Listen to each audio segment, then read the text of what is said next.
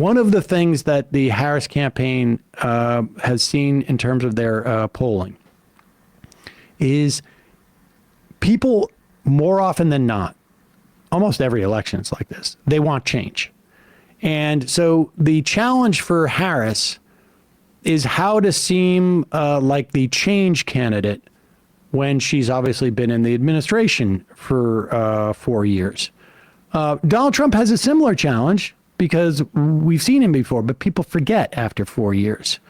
That's why his favorables are up than when he left office. Is this the first moment, her opening statement, this number 7? Yep. Yeah. Okay, so, or I should say, it's not even an opening statement. They didn't give them an opening statement. They start off with questions, and she clearly wanted an opening statement. But the point is, they ask, how are you better off now? Because it's the classic thing that you ask of an incumbent. She does not want to be seen as the incumbent. Yep. This was a challenge that she had throughout the debate, and frankly, nailed it every time. Like, it was always about looking forward, not looking back in terms of like the administration. And at points, because Trump kept talking about Biden, and we'll get to that, I'm sure, but she said, I am not Joe Biden, and then would pivot and define herself as being forward looking. And she'd also sometimes go back and talk about Trump and COVID and some of the more chaotic things that he sowed. So that, like, the coaching on that front was extremely effective, and she delivered on and executed the game plan. Yeah, apparently Tim Poolfan says the slogan from Veep when she ran for re-election as president was continuity with change. It's really incredible. And that is sort of like, that's what's happening. But check it out. Thoughtful debate. So let's get started. I want to begin tonight with the issue that voters repeatedly say is their number one issue, and that is the economy and the cost of living in this country. Vice President Harris, you and President Trump were elected 4 years ago, and your opponent on the stage here tonight often asks his supporters, are you better off than you were 4 years ago? When it comes to the economy, do you believe Americans are better off than they were 4 years ago? So I was raised as a middle-class kid. And I am actually the only person on this stage who has a plan that is about lifting up the middle class and working people of America. I believe in the ambition, the aspirations, the dreams of the American people. And that is why I imagine and have actually a plan to build what I call an opportunity economy. Because here's the thing. We know that we have a shortage of homes and housing, and the cost of housing is too expensive for far too many people. We know that young families need support to raise their children, and I intend on extending a tax cut for those families of $6,000, which is the largest child tax credit that we have given in a long time, so that those young families can afford to buy a crib, buy a car seat, buy clothes for their children.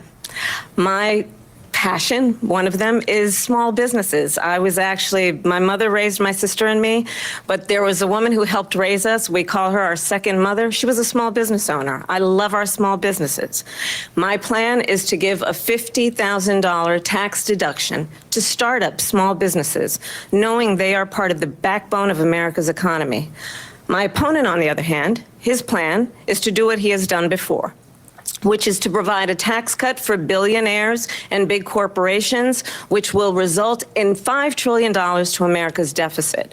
My opponent has a plan that I call the Trump's sales tax, which would be a 20% tax on everyday goods that you rely on to get through the month. Economists have said that Trump sales tax would actually result for middle-class families in about $4,000 more a year, because of his policies and his ideas about what should be the backs of middle-class people paying for tax cuts for billionaires. President Trump, I'll give you 2 minutes. All right. And now, so she doesn't answer the question. No. No, I think she could have, frankly, because she could have started off by saying 4 years ago, we came in and unemployment was at record levels. Yep. And our supply chain was completely screwed up, and it would create inflation. And we were threatened with poverty and whatnot. And we came in, we started to do X, Y, and Z. Inflation is down. Those numbers there was probably access to them last night. I don't know if that's possible, maybe not, but certainly inflation is going down. The census information that was released today, wages, incomes are up. And she can say we cut poverty, and unfortunately, because of the Republican Party, we weren't able to maintain that. But we're headed in the right direction, and then she could have gone forward there. But she was like scrupulous from the beginning. Don't look back on and don't associate herself on some levels with the Biden administration. Well, you could see that was her most shaky moment, honestly, because her voice quivered a little, right? I mean, So I think she was nervous. I would be. I don't know about you. I'd be pretty damn nervous. Like I will get the rating soon, but I would imagine this is one of the most watched debates in history. Yeah, I mean.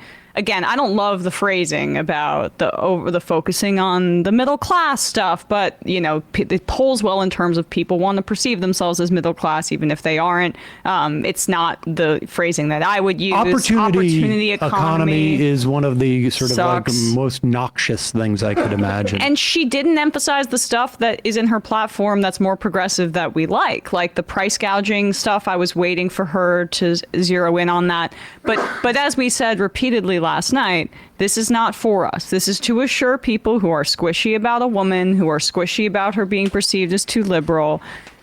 This is about getting those people to vote for her. They're going for the moderate Republicans even. But I do think that there are people like that who would be willing to vote for Harris.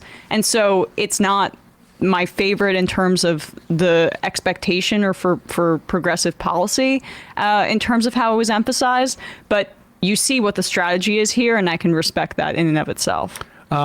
Just from CNN, just a couple of statistics. Debate watchers said 63 to 37% that Harris turned in a better performance. Now, understand these group of watchers started off 50% saying Harris would do better, 50% saying that Trump would do better. So they had the exact same expectations, but clearly the people who thought Trump would do better changed their mind.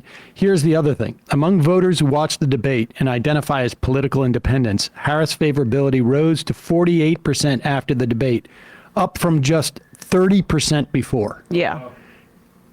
Now, like I say, I get nauseous when I hear the opportunity economy, because that is sort of that's Obama talk. Yeah. That's David Plouffe is Clinton talk. Yeah. And I am excited that Harris won the debate, both I think in style and substance, and in terms of what the media said, and that it's going to help her get reelected. But we can do two things at the same time and be aware that there are going to be big, big challenges. We'll talk more about that later, but big challenges as progressives, I think, with this administration, because there are other ways to have fashioned to do what she did last night. And the way in which she did it, effective. But like I say, there are other effective ways to do this. I wish there was anything about the minimum wage, just anything at all. That's the kind of thing that should have been fleshed out. And honestly, the moderator should have been asking those questions. But the minimum wage hasn't been at the forefront of any of this. Well, she could also have referred to it as the caring economy. Opportunity economy is very oriented towards it's really, but bougie. Again, effective for what she wanted to do, and we will have time to sort of critique this and begin to talk about hopefully we'll be in a position to be on guard about this stuff, and to the extent that we can push back on it. But to your point, just briefly, when she opens with "I was a middle class kid," that was because she expected there to be an opening statement, and she was like struggling for a second to pivot because she moved to her economic talking points when she thought that she was going to be able to define herself. Because part of what the polling shows is that people don't know her well enough, Yep. right? So she didn't get a ton of opportunities to do that, which I'm sure she's a bit frustrated by. But after that answer, once Trump started melting down and she successfully triggered him, her confidence grew with every question, Yeah. and it got better and better. But he got triggered so early that, like, people say it's in the first 20 minutes of the debate is when you win it. She won it in the first 20 minutes because he fell apart really quickly. The point you just made about her wanting to communicate who she is. I mean, to all of us, it's like, what? People don't know who Kamala Harris is in terms of like, the polling shows that there was, something like 50% of undecideds felt like they didn't know enough about her. ABC certainly is aware of that. And I wonder if in their minds they're like, well, we're going to inhibit her opportunity to sort of like flat out, giving an opening statement is sort of Standard. pretty standard. And the idea that they came right in quick. Now, I think it was effective as a journalistic tool because it certainly caught them off guard. And I think, it showed, though, that she could make that pivot fairly well. Hey, folks, don't forget to hit the subscribe button and check out our daily show. We do it every day at 12 p.m. Eastern for about 2.5 hours. We even take phone calls. You should check that out.